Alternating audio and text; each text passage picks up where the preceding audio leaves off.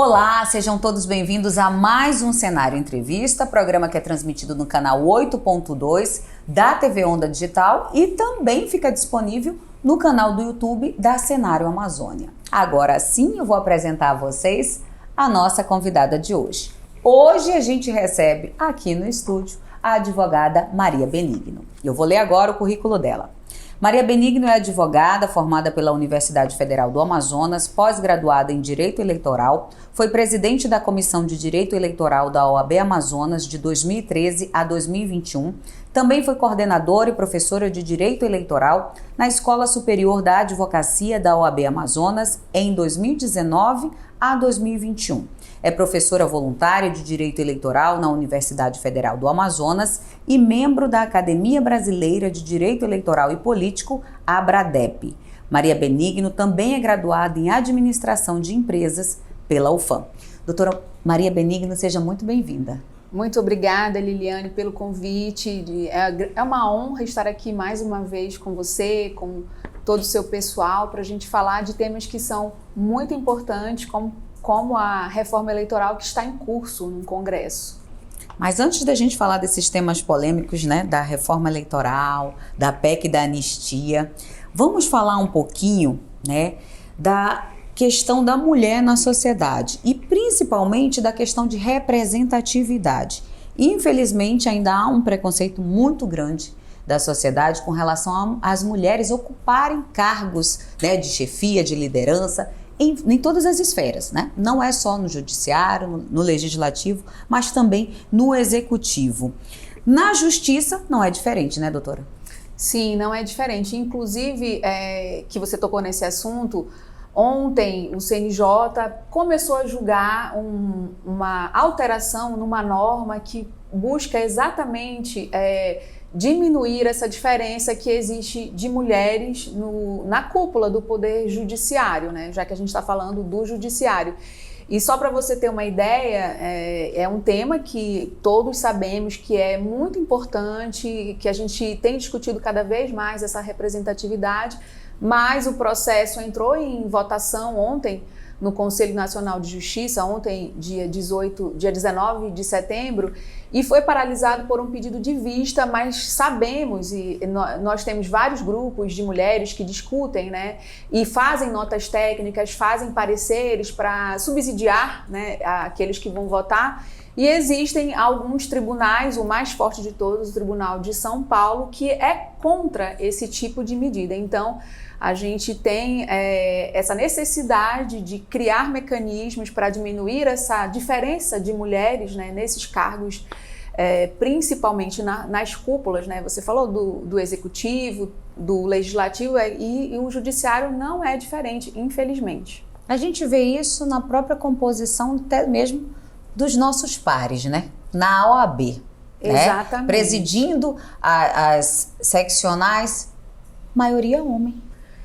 Embora hoje nós saibamos que pelas estatísticas, pelos números que são apresentados pela própria OAB, hoje as mulheres são maioria, né, entre os inscritos, e a gente infelizmente tem ainda essa grande participação de homens. Existem algumas unidades, né, da federação, algumas as seccionais, que estabeleceram regras de paridade na composição. Nós aqui no Amazonas, nós temos, mas ainda assim a gente sabe que é muito difícil uma mulher se apresentar como presidente. A gente sabe que ninguém é candidato de si próprio, precisa de uma estrutura de apoios, né, apoios de advogados fortes, estrutura financeira. Então, são medidas, né, que a gente costuma até chamar no judiciário de ações afirmativas, mas que ainda muito lentamente elas estão sendo introduzidas e ainda sofrendo pressão daqueles que não querem. E essa questão, né, é tão evidente que eu não posso deixar de tocar nesse assunto. Recentemente teve eleição para a lista tríplice para a vaga de advogado aqui no TRE Amazonas. E seu nome acabou sendo praticamente retirado. Eu senti dessa forma. Pode até não ter sido, mas eu senti que seu nome praticamente foi retirado, prevalecendo mais uma vez 3 homens na lista, né? E vencendo quem já estava no poder, né? Como é que você se sente diante disso? Eu, quando vi a lista dos inscritos, eu verifiquei que eram 8, né, 8 pessoas, sendo eu única mulher. Eu acreditei que, por ser mulher, eu teria uma possibilidade de fazer parte dessa lista, já que todos discutem, né, essa necessidade de que essas listas sejam paritárias. Inclusive, quando eu ia fazer aquele meu trabalho de me apresentar, pedir voto, eu sempre dizia, olha, eu sou a única mulher dentre os inscritos, apesar de eu entender pessoalmente que a minha experiência, o meu currículo já seriam suficientes, mas eu também fazia questão de colocar esse ponto, né, que entendo que é sim importante, mas infelizmente isso não foi levado em consideração. Assim, não sei dizer os motivos, se eles realmente entendem que não há necessidade, né, de observar essa paridade entre homens e mulheres. A gente já observa até um direcionamento mesmo assim de posição e ação do governo federal na indicação de mulheres, na tentativa de dar uma igualdade, né, entre os ministérios também, né, as indicações do próprio presidente para o STJ, né, agora vai ter uma vaga para o STF, né, e a gente espera que seja uma mulher, porque vai sair uma mulher. Sim. E a gente espera que seja uma mulher também. Mas assim, para a gente fechar, o que você acha que, na sua opinião, é necessário para que a gente tenha um pouco mais de igualdade? Principalmente conscientização de quem está no poder e consegue, né? E aliás, quem tem a competência para fazer essas nomeações. A gente sabe que quem está no poder precisa governar, administrar, e são muitos grupos que estão ali pedindo para participar. Então não é tão fácil assim, mas uma coisa que está sendo muito forte são essas campanhas para pressionar o presidente da República a escolher uma mulher para substituir a ministra Rosa Weber, pressão para que essas escolhas obedeçam, né, no mínimo, essa paridade, uma vez um homem, outra vez mulher, mas assim, as mulheres em si, elas passaram a ter essa maior consciência da importância delas estarem nesses lugares, porque antes a gente até comentava, mas a mulher não gosta de política, a mulher não quer estar nesses lugares. A gente sabe que não é verdade. Você que já teve uma experiência na política e que está sempre nessa posição de destaque, você sabe o quão é difícil para as mulheres. Então, assim, a conscientização de quem está no poder e de nós mulheres de estar sempre buscando, pressionando e brigando mesmo. Agora a gente vai dar uma pausa um pouquinho nessa questão, né, de igualdade de gênero, e a gente vai falar um pouquinho agora, né, dessa sua outra profissão que você se divide entre a advocacia e a docência, né? Da última vez que você esteve, a gente não conversou sobre essa área que você também está atuando, né? Eu queria que você me falasse como é que tem sido essa experiência. Muito gratificante, porque eu, como advogada, eu sempre tive só o lado prático, né, do direito eleitoral. Desde que saí da faculdade, apesar de ter ocupado um cargo público no Tribunal de Justiça, eu logo fiquei muito pouco tempo e logo fui para a advocacia. E surgiu a oportunidade até por conta da minha experiência no direito eleitoral, que é uma área que não é tão ocupada, né, pelas pessoas, pelos advogados, surgiu essa oportunidade de dar aula.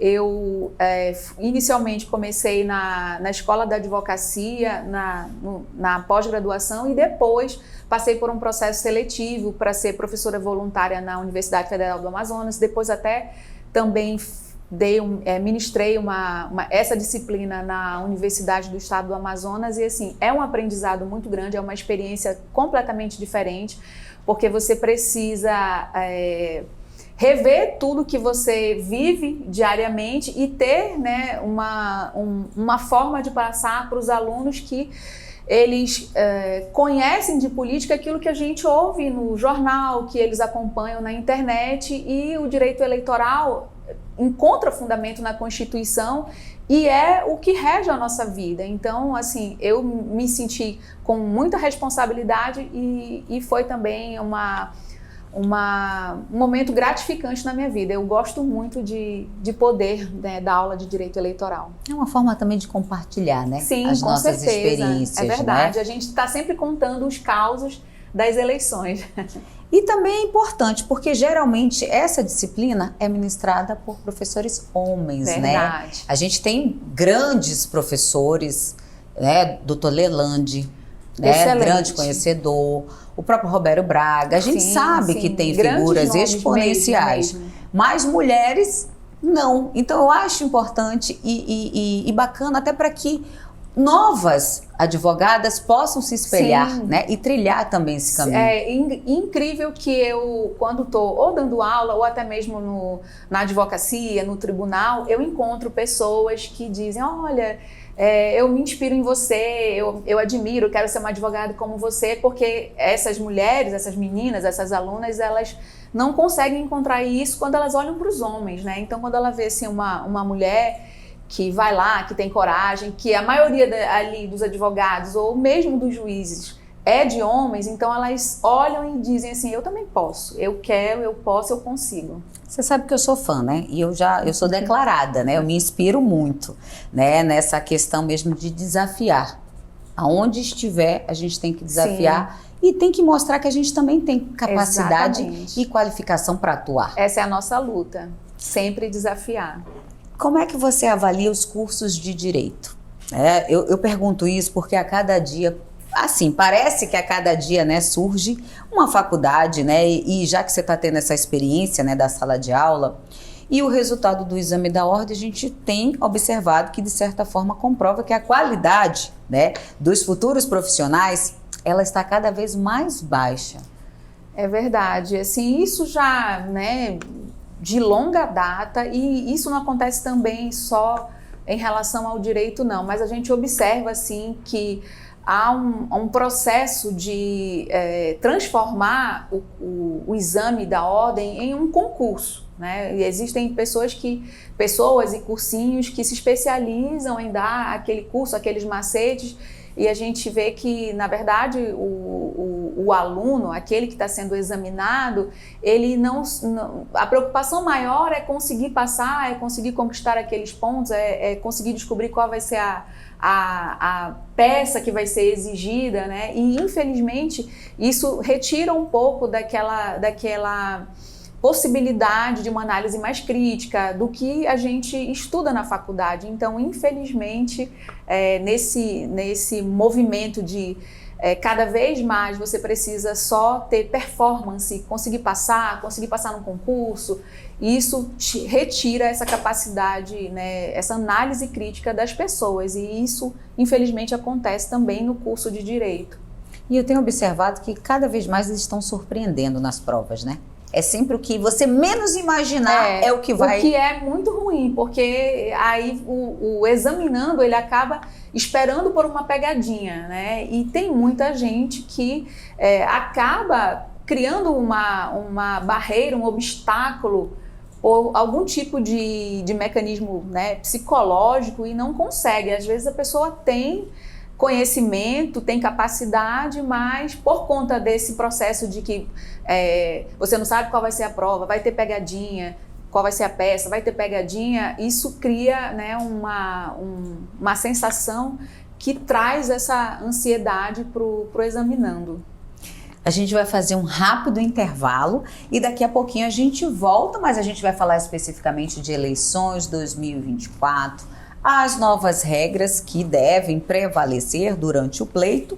Não sai daí, que o intervalo é bem rapidinho, e aproveita para seguir as nossas redes sociais.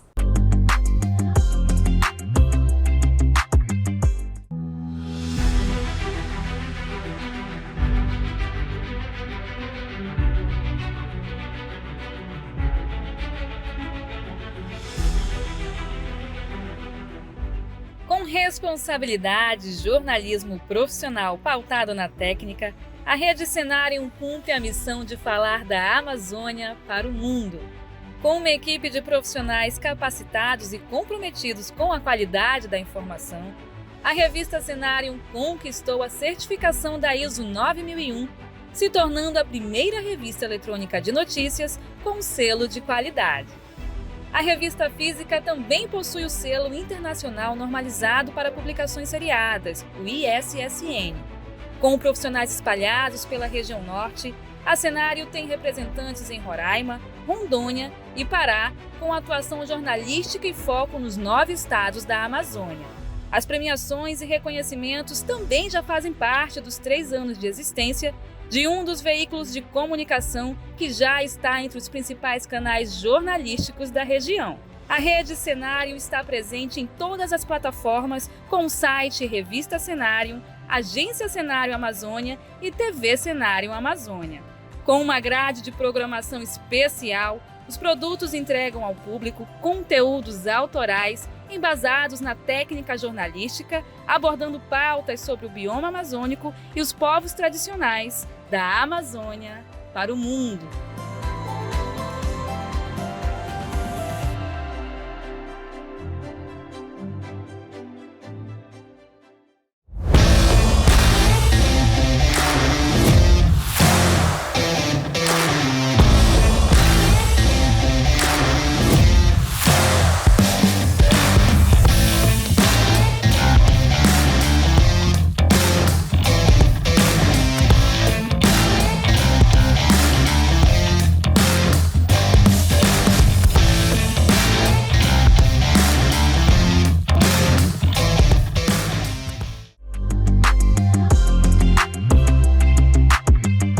Estamos de volta e no bloco anterior a gente comentou um pouquinho sobre a trajetória da doutora Maria Benigno no que tange a advocacia no direito eleitoral. E agora a gente vai falar de eleições de 2024, quais são as regras que vão prevalecer nesse pleito.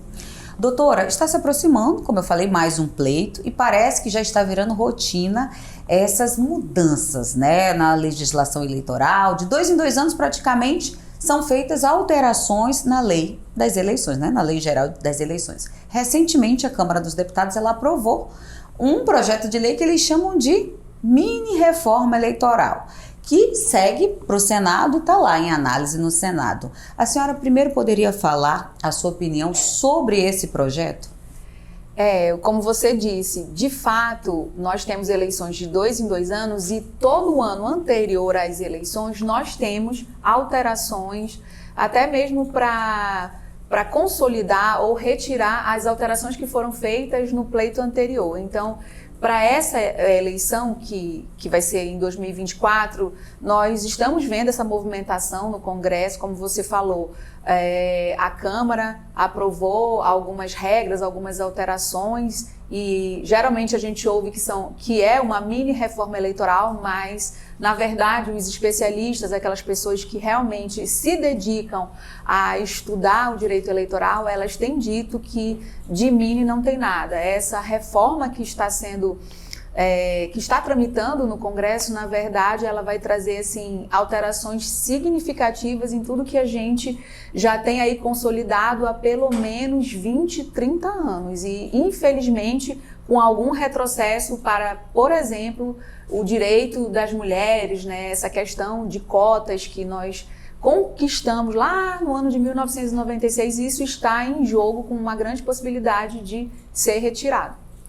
Eu gostaria que agora você comentasse sobre as principais alterações, né, desse projeto de lei, que ao meu ver, como você já comentou aqui, é um grande retrocesso, principalmente no que tange a participação das mulheres na política.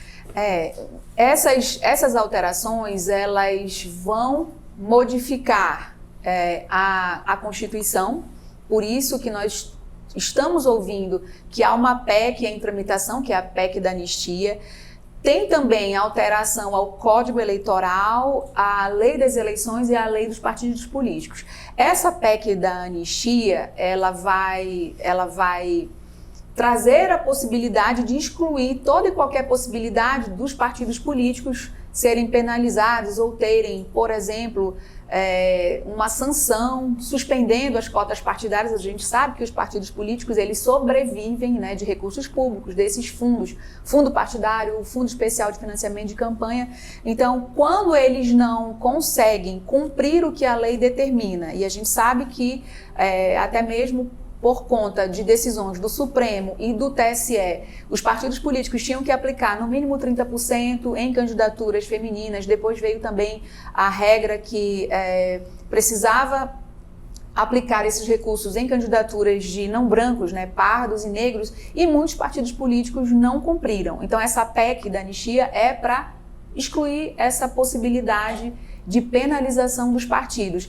Uma outra alteração que tem sido muito discutida é na lei da ficha limpa, que é a lei que foi lá em 2010, trouxe novas hipóteses de inelegibilidade e agora... Quer flexibilizar. É isso, agora está havendo uma flexibilização no prazo de algumas inelegibilidades. Isso está passando... Isso é imoralidade, se a pessoa já não pode concorrer e quer facilitar. Exatamente, então há uma forte pressão para que essas alterações, essa flexibilização passe, e também vai haver uma simplificação da prestação de contas dos partidos políticos e dos candidatos, até mesmo para, diminuir a possibilidade de partidos e candidatos terem problema com a justiça eleitoral. Então, como a gente vê, sempre os parlamentares legislando em causa própria. Muitos especialistas estão divergindo, como você comentou, né? Uma vez que essa proposta, ela flexibiliza muitas regras, né? E proíbe candidaturas coletivas, Sim. que foi até assim um marco, eu acho, de avanço, né? Nas eleições, com um pano de fundo de redução para os partidos políticos, que eles querem justificar, né, que é para reduzir os partidos políticos que hoje chegam a ser 30 registrados, né, no Tribunal Superior Eleitoral. Qual é a sua opinião a respeito disso? Pois essa questão das candidaturas coletivas é uma das mudanças, né, que a gente também não consegue compreender por que o Congresso está se preocupando com esse tipo de candidatura, que a gente viu, elas não são tão recentes assim, mas que a gente viu um crescimento maior. Inclusive nós tivemos aqui no nosso estado, acredito que na eleição de 2020 e de 22, né? E um crescimento grande, né? No sentido de votos, só não conseguiu, acho que uma candidatura coletiva não conseguiu, porque o partido não conseguiu fazer o quociente. Exatamente. Mas, a minha opinião é que deveria haver uma regra que impedisse o retrocesso. Se algumas conquistas já foram consolidadas, né, como, por exemplo, a cota feminina, elas não poderiam retroceder como está acontecendo agora. Essa regra de destinação de recursos financeiros já se alcançou esse avanço, né, de 30% no mínimo para mulheres ou para candidaturas não brancas, isso não poderia voltar atrás. E o que a gente está vendo é que para candidaturas pardas e negras não serão mais 30% e sim 20%. Para as mulheres, e isso é até incrível de dizer, né, porque desde 1996 nós temos essa regra que os partidos devem inscrever no mínimo 30% de candidaturas de um determinado sexo, e a gente sabe que sempre é o feminino. O que vai acontecer agora é que os partidos políticos vão, segundo essas regras que estão sendo votadas, os partidos políticos inclusive vão poder fazer uma lista de candidatos com apenas homens. É isso que vai acontecer. Então, é um retrocesso, sem nenhum precedente, infelizmente. E sabe o que eu também dei uma lida? Eles também querem permitir que o financiamento que vá para a mulher, ela também destine para candidaturas masculinas. Isso. Essa regra que a gente percebeu que já vinha sendo utilizada em eleições anteriores, ela agora vem escrita dizendo que a mulher, esse recurso é para a candidatura feminina, o que não impede que ela utilize, por exemplo, para pagar custos conjuntos com candidatos homens. E a gente viu isso em eleições passadas, mulheres colocadas como vices, mulheres colocadas como suplentes, para pegar esse recurso feminino e aplicar inteiramente na candidatura do titular, né, da chapa majoritária, ou no caso, o Senado, que tem os suplentes. Infelizmente, há sempre essa instrumentalização desses avanços. Uma tentativa de burlar Exatamente. O que é ilegal, né? Porque a gente sabe que muitos cometeram, foram penalizados, chapas inteiras cassadas, né? Por candidaturas laranja. E, inclusive, uma outra alteração que está sendo trazida por conta dessa avalanche de cassações, o Congresso também está introduzindo uma regra que, se ficar constatada fraude à cota de gênero, essas candidaturas fictícias, se essa fraude puder cassar uma mulher, não vai haver cassação de nenhum, nem de mulher nem de homem, o que significa dizer que os homens vão se beneficiar, homens que são geralmente aqueles que comandam os partidos, eles não vão ter nenhuma penalidade, seja de inelegibilidade ou até de cassação, né? O que é um absurdo, né? O que é um absurdo, com certeza. Porque a gente sabe o que ocorreu aqui, né? Candidato que é cassado, né? Tem que ser o próximo, independente de ser homem ou mulher, mas tem que assumir, não só penalizar a mulher. Isso, se ficar constatada fraude, abuso de poder, tem que ter a cassação. Agora, para a gente só fechar esse assunto aqui, né, desses temas que estão sendo, né, discutidos nesse projeto de lei, você tocou na PEC da anistia, né, que vai conceder aí esse perdão, e me parece que vai ser exatamente assim, dessa forma, porque tudo está caminhando para isso, né, para que os partidos políticos que não cumpriram suas obrigações no que tange a prestação de contas, né, e a destinação de recursos para as mulheres e negros, né, isso vai passar assim praticamente com unanimidade de votos, né? Eu queria que você comentasse um pouquinho disso, porque isso segue em paralelo, né? Sim, com a reforma eleitoral. Exatamente. A reforma eleitoral, ela geralmente é uma lei que vem com alterações nessas leis que eu falei para você, que é o Código Eleitoral, a lei dos partidos políticos e a lei das eleições. Mas por conta dessa regra que está na Constituição, que os partidos políticos devem destinar esses recursos para mulheres e candidaturas negras, somente por meio dessa proposta de emenda constitucional é que o Congresso pode alterar, até mesmo buscando evitar que algum partido político, que algum legitimado entre com uma ação declaratória de inconstitucionalidade. Então, você não vai alegar uma inconstitucionalidade em relação a uma emenda à Constituição. Então, infelizmente, toda vez que há um avanço numa eleição, na eleição seguinte, vem geralmente uma reforma anistiando aqueles partidos políticos que não cumpriram com aquelas determinações que foram previstas, né, 2 anos antes. Isso aconteceu quando se determinou que 5% do fundo partidário era para aplicar em formação política de mulheres, os partidos foram anistiados.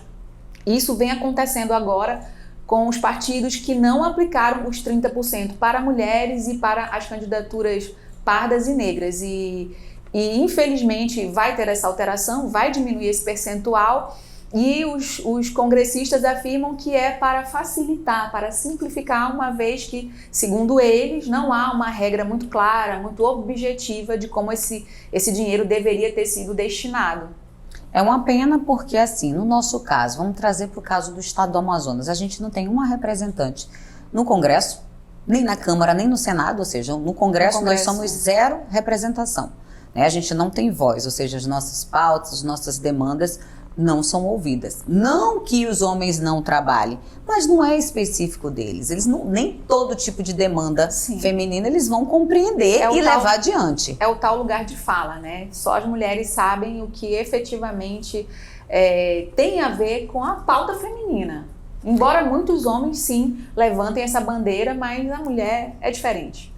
E vai ficando cada vez mais difícil a gente ter voz e vez dentro das casas legislativas, que são as casas que fazem as leis que vão nortear as nossas vidas, né? É triste porque, mais uma vez trazendo aqui para a nossa realidade, a gente é 0 representação em Brasília. Aqui, na Câmara Municipal e na Assembleia Legislativa, a gente não tem nem quórum para, digamos assim, abrir uma CPI, por exemplo. Sim. A gente não tem quórum, né? Então, é difícil. Isso não é uma realidade isolada, né? No Brasil afora, a gente sabe que tem isso. Infelizmente não é, né? O Brasil como um todo tem esse déficit de mulheres no Parlamento Nacional e também em locais, né? A gente vê que não sei quantas mil câmaras no Brasil, a maioria não conseguiu eleger uma única mulher, né? Tem municípios que nunca elegeu uma mulher. Então isso é algo assim até inacreditável, né? Porque, mais uma vez, trazendo estatística, as mulheres já são maioria, né? Não só do eleitorado, mas da população. Então, não tem representatividade. Exatamente. E o que a gente vê é que, como você falou, vai ficando cada vez mais difícil, porque essas regras vão sendo alteradas para, de certa forma, dificultar, deixar as coisas como elas estão, porque a maioria é de homens e é essa maioria que faz a lei, né? Então, eles fazem de tudo para não mudar aquilo que para eles está bom.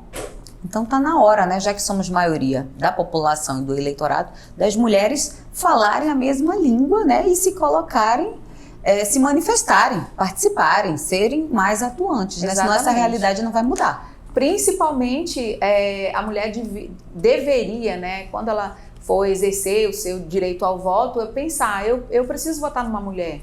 Né? A gente sabe que as mulheres elas estão aí num amplo espectro de ideologia, né? Tem mulher de direita, tem mulher de esquerda, tem mulher de centro, mas você precisa votar em mulher para que a gente consiga, aos poucos, né, colocar mais mulheres nos parlamentos e nesses espaços de poder. Mudar um pouco essa realidade, né? Sim, a gente tá na hora da gente fazer essa revolução. E essa revolução só vai acontecer se a gente votar consciente. Exatamente. Senão nada vai mudar. E tudo vai permanecer e, como você falou, as leis vão ser sempre voltadas para quem já está no poder. Exatamente. Todas as alterações, elas são feitas para garantir que aqueles que já estão permaneçam. O Cenário Entrevista vai fazer uma rápida pausa e a gente volta daqui a pouquinho para falar ainda sobre eleições. Não sai daí que a gente volta já já.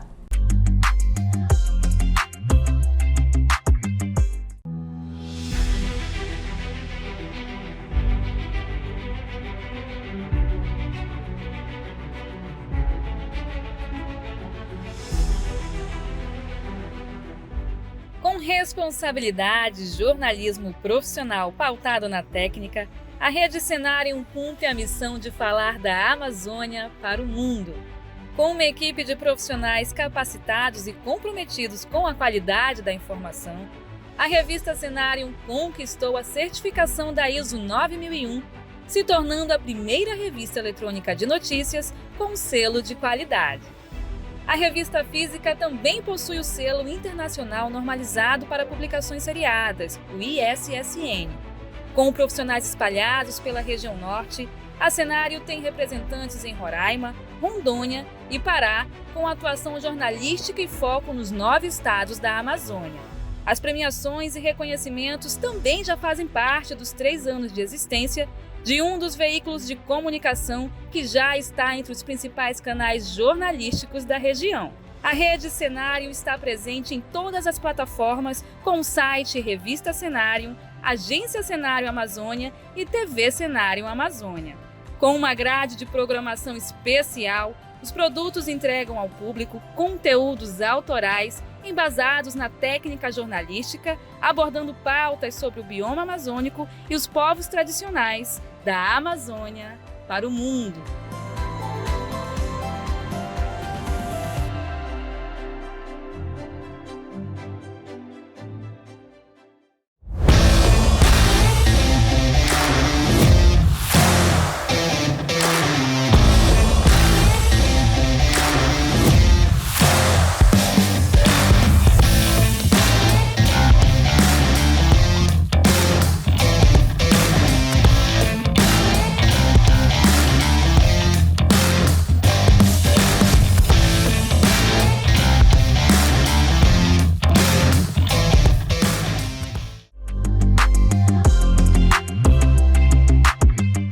Voltamos e o assunto ainda vai ser eleições 2024. Como a gente estava comentando, vai ter muitas mudanças e alterações, né, na legislação. Mas eu queria que você comentasse assim, o que ainda vai permanecer das regras? Bom, uma importante modificação que foi feita na eleição passada foi a criação, né, a institucionalização de federações, né? Alguns partidos políticos, como por exemplo o Partido dos Trabalhadores, fechou em federação com outros partidos, como o PCdoB, eu acredito que com o PSOL. Então, essa regra de federações ainda vai prevalecer.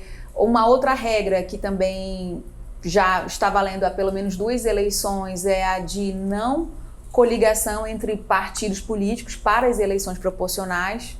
Essa modificação ainda permanece, os partidos só podem coligar para as eleições majoritárias, no caso presidente, governador e aí na eleição do ano que vem para prefeito. Para vereador, cada um vai ter que disputar por si próprio. Então essas regras assim são as que eu consigo lembrar que elas não vão mudar, porque a maior parte das outras vai ter alteração. No que tange a propaganda eleitoral, vai mudar alguma coisa? Muita coisa vai mudar, muita coisa mesmo. Inclusive mudanças assim, até mesmo pequenas em relação ao que a gente pensa que pode constar numa legislação eleitoral. Regras como, por exemplo, o tamanho de cartazes, se o morador ele vai poder ou não colocar na sua fachada um cartaz de um candidato seu. Um adesivo. Exatamente. Nas eleições, a gente sabe que dos pontos que mais assim, demandam a justiça eleitoral é a propaganda eleitoral, em carros, em imóveis, né, em bens públicos, e vão ter alterações significativas também em relação à propaganda na internet. Assim, muita coisa mesmo vai mudar, muita. Até por conta do que se viu, né, nas eleições passadas com relação à disseminação de notícias inverídicas, de produção de conteúdo falso mesmo, agora ainda mais por conta da inteligência artificial, que a gente vê vídeos sendo completamente montados com a imagem de uma pessoa, e quem não estiver... Tem a voz, né? Exatamente, quem não estiver assim prestar muita atenção, vai ser induzido a erro, né, ao receber um vídeo contendo um conteúdo falso. Agora eu queria que você falasse sobre as mudanças, né? Vai ter mudança de tudo, de datas, né? Do calendário mesmo. Exatamente. As convenções partidárias, que é o início, né, daquele período eleitoral, ela vai ser antecipada.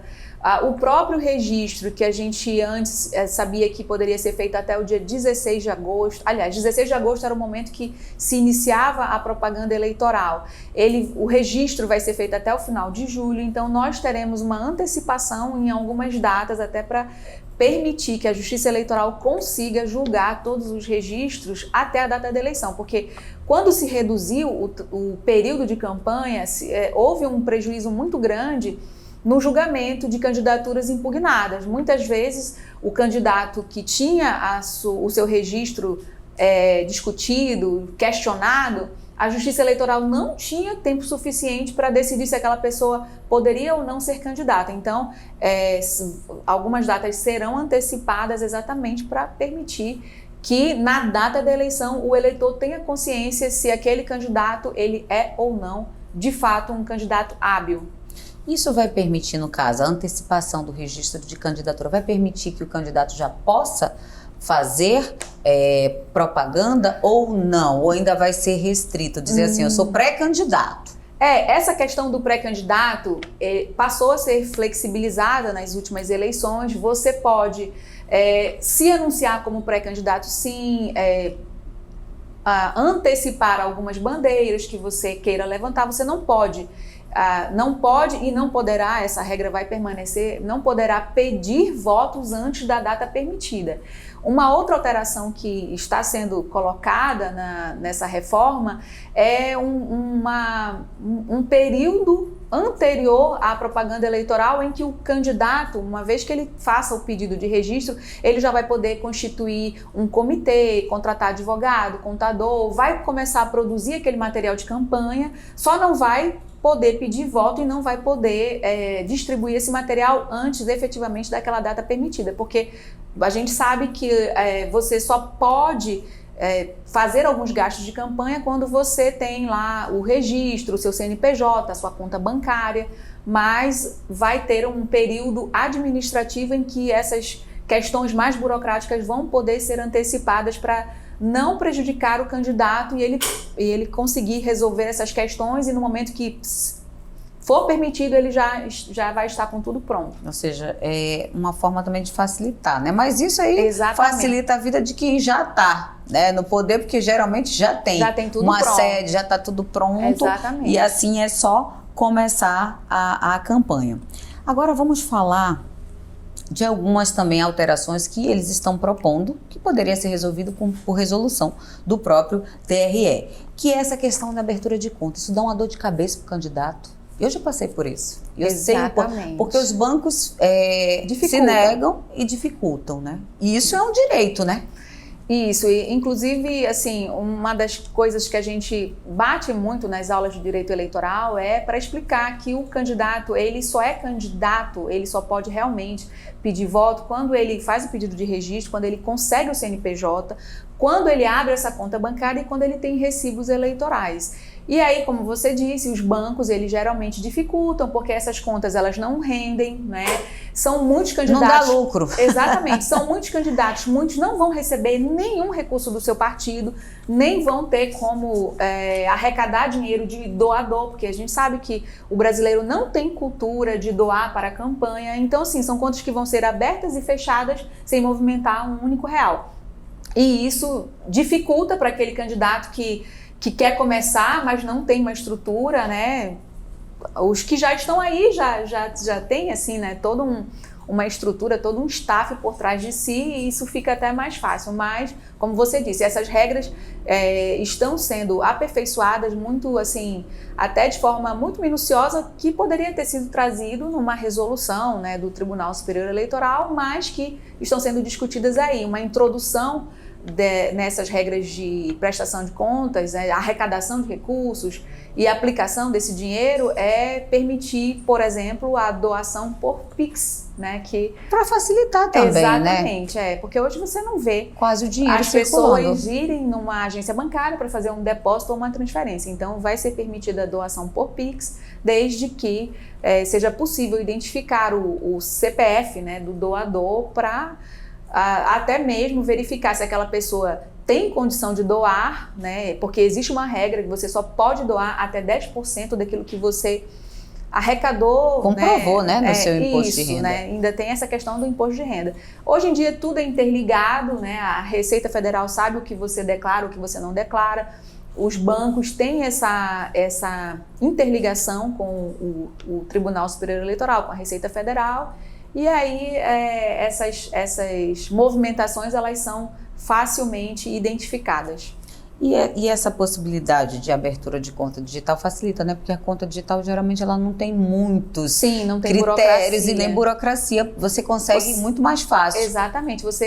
Isso é uma evolução, né? Já que essas contas digitais, elas tiveram assim, um crescimento muito grande, né, no nosso país, desbancando muitas vezes essas instituições bancárias que são mais burocráticas na abertura de contas, e isso vai ser trazido para as eleições para facilitar, né? Mas isso não elide o fato de que o candidato, ele vai precisar apresentar toda a movimentação, o extrato bancário, ele vai precisar abrir a conta bancária em até 10 dias após o seu pedido de registro, para garantir para a Justiça Eleitoral que ele não está movimentando recurso financeiro fora dessa conta corrente. Que o que a Justiça Eleitoral quer é saber de onde vem o dinheiro e como ele vai aplicar. É isso que é o importante, comprovar o gasto, exatamente. Né? Quem não comprova o gasto fica pendurado. Mas se bem que está flexibilizando tudo, né? Quem sabe? Mesmo com todas essas regras, a gente sabe que ainda tem, infelizmente, candidatos que operam, né, um caixa 2, como falam, né? São recursos que não transitam pela conta corrente específica. Muitas despesas são pagas com recursos que não passam, né, por esse crivo da Justiça Eleitoral. Mas, se alguém tomar conhecimento, ou o próprio Ministério Público, esse candidato está sujeito às ações, né, existem instrumentos próprios para questionar isso na justiça eleitoral, e se ficar constatado que houve algum desvio, algum abuso, essa pessoa fica sujeita a perder o seu registro, o seu mandato, se ele conseguir ser eleito. Doutora, a gente fez essa pergunta no ano passado, quando você esteve aqui conosco, e eu vou fazer ela novamente porque eu sei que houve muitas mudanças. Mudou, inclusive, né, o governo, né? A gente mudou o nosso representante, né, federal, mudou. Então, muita coisa mudou a partir de então, né? E eu preciso saber como é que está ainda a sua opinião sobre o cenário político nacional. Tem que respirar fundo. Sinceramente, para mim está melhor. Eu não conseguia. Na verdade, e falo aqui muito pessoalmente, até muito além de questão ideológica, assim, era uma questão que para mim já era de adoecimento. O momento que o Brasil estava vivendo, assim, com assim, desprezo por minorias, desprezo por mulheres, negacionismo. Eu acredito que com a mudança que houve no cenário nacional, muita coisa mudou. Não vou dizer que está às mil maravilhas, porque a gente sabe que não, mas questões mínimas que não estavam sendo respeitadas, observadas pelo nosso representante maior, no meu entender, hoje a situação é totalmente diferente. E eu digo isso assim com muita tranquilidade. Eu tenho na minha casa pessoas que são completamente contrárias ao atual presidente da República, mas eu, assim, honestamente, o meu pensamento é que mudou para melhor, felizmente. Enfraqueceu um pouco, né, o movimento, né, porque era um radicalismo muito latente. Mas ainda há, assim, uma ala remanescente. Sim, há uma ala remanescente. Eu acredito que essa ala ela vai ressurgir no ano que vem, vão tentar.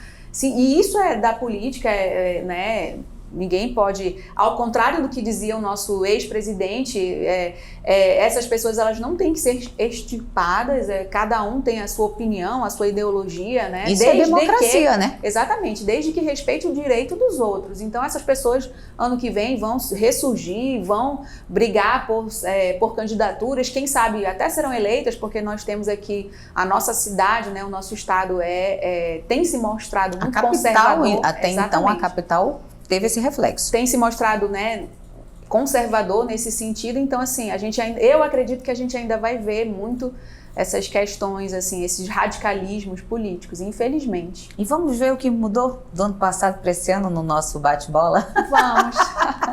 Direito. É uma razão de vida. Advocacia. Uma paixão diária. Justiça. Um conceito que parece às vezes distante, mas que eu continuo acreditando. Política. Algo muito necessário para a nossa sobrevivência como sociedade. Eleição. Eleição é quase um acontecimento, né, de 2 em 2 anos, e que movimenta não só a minha vida particular, política, mas assim, é sempre uma renovação de esperança de que as coisas vão melhorar. De 2 em 2 anos a gente se enche de esperança de que as coisas vão melhorar. Tecnologia. Algo importante e necessário, mas que precisa ser visto com responsabilidade. Sonho. O sonho faz a gente realizar. Se a gente sonhar, a gente consegue transformar em realidade. Você tem um medo? Tenho. Eu lembro do medo que você teve, que expressou, né, a vez passada. Vamos ver se permanece. Porque as pessoas mudam, né? Sim, o meu medo atual eu tenho uma filha pequena. O meu único medo na vida é eu não estar presente enquanto ela ainda depende de mim. Foi exatamente isso que você respondeu. Futuro. Que seja melhor e que a gente brigue, né? Não só espere que mude, mas que a gente brigue por essas mudanças. Família. Família é tudo, né? Se a gente está bem com a família, se a gente tem aquele aconchego, aquele porto seguro, a gente consegue se virar com as outras situações. Religião. Religião eu acredito muito mais na fé do que numa religião propriamente dita, né? Então, assim, eu acredito numa força que a gente pode chamar de Deus, mas assim, eu não digo que eu sou adepta a uma determinada religião. E quem é hoje a Maria Benigno? Hoje eu sou uma mulher mais centrada, né? Até por conta dessa minha filha. Profissionalmente eu acredito que eu amadureci bastante e ainda com muitos sonhos a serem realizados.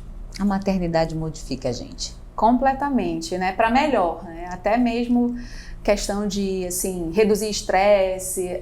A gente deixa de ser egoísta. Exatamente, deixa de ser egoísta, pensa mais nessa outra pessoa que depende de ti, passa a ter paciência com todas as outras coisas. Eu, pelo menos, né, tive essa mudança na minha vida. É um amor inexplicável, né? Muito. Doutora Maria Benigno, eu queria agradecer a tua disponibilidade em estar aqui conosco, contando um pouquinho da sua trajetória, mais uma vez compartilhando conosco, e falando também de temas tão atuais e importantes, né? Porque reflete na nossa vida. Exatamente. Eu que agradeço mais uma vez o convite. É uma honra voltar aqui sempre com vocês aqui no estúdio. Eu agradeço essa oportunidade de falar de algo que eu vivo diariamente e te falo, estou sempre à disposição. O que a gente assim, puder discutir, falar e trazer para a população. Como você disse, a política ela tem esse poder transformador e é o que a gente vive. Obrigada mais uma vez. E volte, viu? Com certeza, volto sempre. O Cenário Entrevista fica por aqui. Eu preciso agradecer a sua audiência, a sua companhia. Lembrando que o programa é transmitido no canal 8.2 da TV Onda Digital, mas fica disponível no YouTube da revista Cenário. A gente volta semana que vem com um novo convidado. Até lá, tchau!